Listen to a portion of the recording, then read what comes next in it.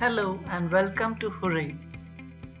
Today we are going to learn about the writing component in the IELTS test. In writing there are two tasks. Task 1 is the letter writing and task 2 is essay writing.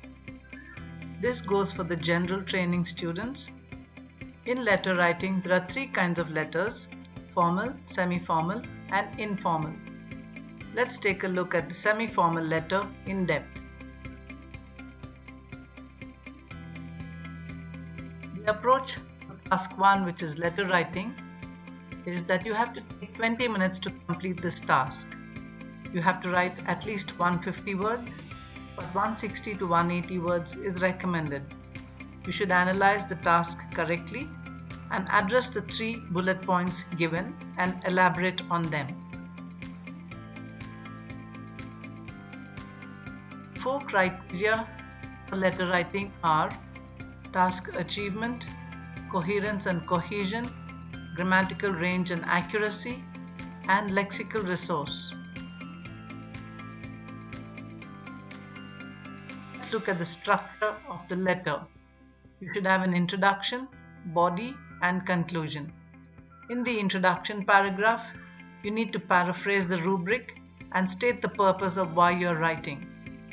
In the body of the letter, you need to elaborate on the 3 points which are asked.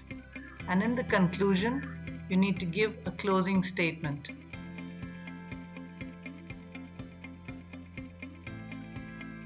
You need to write semi-formal letters to people whom you know and you have a relationship with, but the relationship will be of a formal nature. Let's take a look at a sample question here. You are experiencing financial problems and want to ask your landlord if you can pay your rent late. Write a letter to your landlord. In your letter, explain these 3 bullet points: why you are writing to him, why you cannot pay the rent, and when you will pay the rent. Write a minimum of 150 words. In the introduction and opening address, you need to start off with writing Dear Mr. and the landlord's surname. Put a comma after the name and then start with the introduction paragraph where you need to state the purpose using a very polite tone. You can say, I am writing to you to request, and then follow it with your request. You can also use phrases like, I can assure you, I apologize for this problem, please contact me if it is a problem, etc. In the body of the letter, you can have 2 paragraphs. You need to refer to the bullet points and add all the relevant details.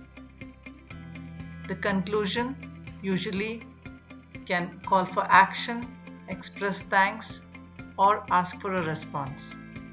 After this, you need to leave a line space. And in the closing address, you should write yours sincerely.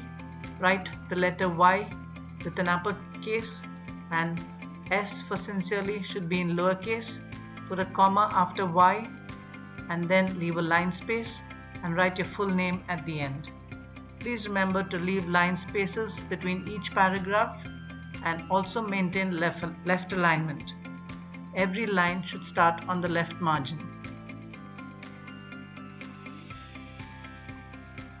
There are 3 aspects which you need to take care of to write a good letter. One is coherence, 2 grammar, and the third one is vocabulary. In coherence, you need to use a lot of transitional words, organize your ideas well, use keywords, analyze the topic correctly, maintain the academic style, and follow the format and structure.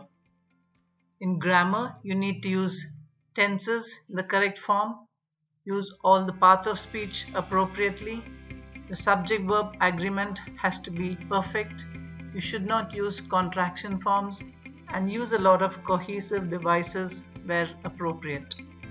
Under vocabulary, you need to use formal vocabulary and apt and suitable words. Do not use informal language.